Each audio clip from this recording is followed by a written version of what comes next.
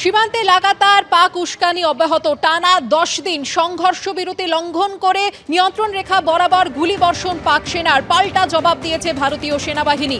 ভারতীয় সেনা ক্যাম্প লক্ষ্য করে গুলি পাক সেনার। কুপওয়াড়া, বারামুলা, পুঞ্চ, রাজৌরি সেক্টরে গুলি পাক সেনার। সীমান্তে একাধিক সেক্টরে চলল গুলি। পাল্টা পাক সেনাকে প্রত্যাঘাত ভারতে। সীমান্তে লাগাতার উস্কানি পাকিস্তানের। টানা 10 দিন সংঘর্ষ বিরতি চুক্তি লঙ্ঘন করল Pakistan. P4 insulated water tanks, kitchen and bath fittings, বিশুদ্ধ জল, সুস্থ জীবন, P4 আজীবন। রাতের অন্ধকারে বারবার গুলিবর্ষণ পাক সেনার। ভারতীয় সেনা ক্যাম্প লক্ষ্য করে গুলি পাক সেনার। কুপওয়াড়া, বারামুলা, পুঞ্চ, রাজৌরি সেক্টর লক্ষ্য করে গুলি পাক সেনার।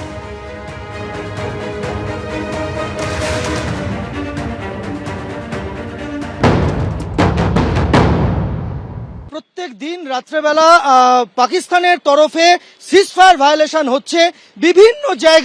বিভিন্ন জায়গায় লাইন অফ কন্ট্রোলের ওপার থেকে পাকিস্তানের তরফে গুলি চালানো হচ্ছে।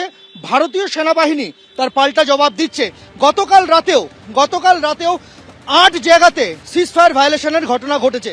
যে 8 জায়গায় সিজফায়ার ভায়োলেশনের ঘটনা ঘটেছে তার মধ্যে বারামুলা রয়েছে, তার মধ্যে পুঞ্চ রয়েছে, রাজৌরি রয়েছে, আখনুর সেক্টর রয়েছে, মেন্ধার সেক্টর রয়েছে, সুন্দরবনি রয়েছে। 8 জায়গাতে সিজফায়ার ভায়োলেশনের ঘটনা ঘটেছে। এই নিয়ে পরপর 10 দিন একই রকম ঘটনা ঘটলো। ফলে সীমান্তে লাইন অফ কন্ট্রোলে নিয়ন্ত্রণ রেখায় উত্তপ্ত পরিস্থিতি তৈরি হয়ে রয়েছে। ভারতের তরফে জবাব কিন্তু দেওয়া হচ্ছে। ভারতের তরফে প্রতিটি গুলির জবাব দেওয়া হয়েছে এখনো পর্যন্ত ভারতীয় সেনাবাহিনীর তরফে, সেরকমটাই জানানো হয়েছে। যেটা এখনো পর্যন্ত খবর যে ভারতীয় সেনাবাহিনী তারা এই যে 8 সেক্টরে নিয়ন্ত্রণ রেখায় গুলি বৃষ্টি হয়েছে গতকাল রাতে, প্রত্যেকটি জায়গাতেই তাদের মুখের ওপর উপযুক্ত জবাব দিতে পেরেছে। এই মুহূর্তে আমি দাঁড়িয়ে রয়েছি শ্রীনগরে। তুমি দেখেই বুঝতে পারছো যে এখানে প্রত্যেকটি মোড়ে প্রতি রাস্তায় সেনার টহল চলছে।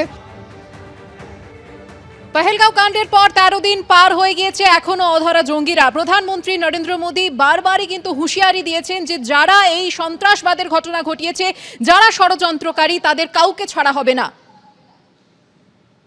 We are committed to take firm and decisive action against terrorists and those who support them. ফের পাকিস্তানকে কড়া বার্তা দিলেন প্রধানমন্ত্রী। ফের বুঝিয়ে দিলেন প্রত্যাঘাত হবেই। পাকিস্তানকে ভারত সবক শেখাবেই, আর সেটা হবে যে কোনো মুহূর্তে, জলে, স্থলে, আকাশে। তৈরি ভারতীয় সেনারা। লাগাতার সিজফায়ার ভায়োলেশন, এবং সেই সিজফায়ার ভায়োলেশন যে সমস্ত জায়গায় হচ্ছে তা হলো কুপওয়াড়া, বারামুলা, উড়ির লাইন অফ কন্ট্রোলে। আর সেখানেই লাগাতার সতর্ক ভারতীয় সেনাবাহিনী পাল্টা প্রত্যুত্তর দিচ্ছে তারা। যুদ্ধ মহড়ায় ভারতের গর্জনই পাকিস্তানের রক্তচাপ বাড়িয়ে দিয়েছে। গোটা দেশের দাবি এখন একটাই, পহেলগাঁওয়ের বদলা চাই।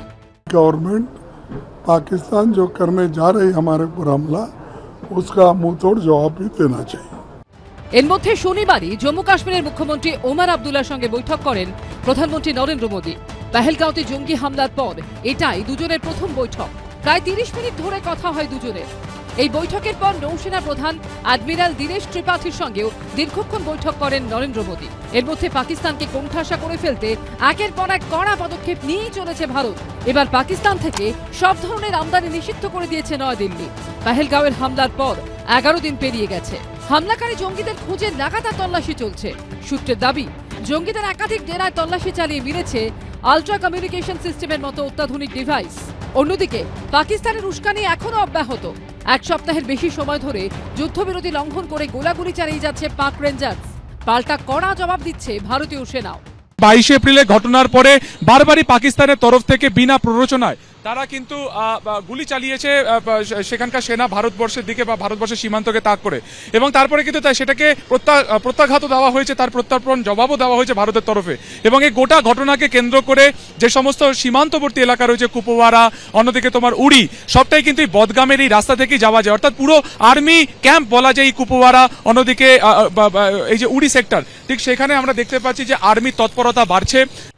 ভারতীয় সেনার ভয় ভীত পাকিস্তান সাধারণ মানুষকেও অস্ত্র নিয়ে প্রশিক্ষণ দিতে শুরু করেছে। এর মধ্যে পাহেলগাঁওতে জঙ্গি হামলার তদন্তে কাশ্মীর থেকে জম্মুতে পৌঁছেছেন এনআইএ আধিকারিকরা। জেলবন্দি জঙ্গিদের 2 সহযোগীকে জিজ্ঞাসাবাদ করছেন তারা। জঙ্গিদের ঠিকানার খোঁজে তল্লাশি চলছে। সুকান্ত মুখোপাধ্যায় ও সন্দীপ সরকারের রিপোর্ট, এবিপি আনন্দ।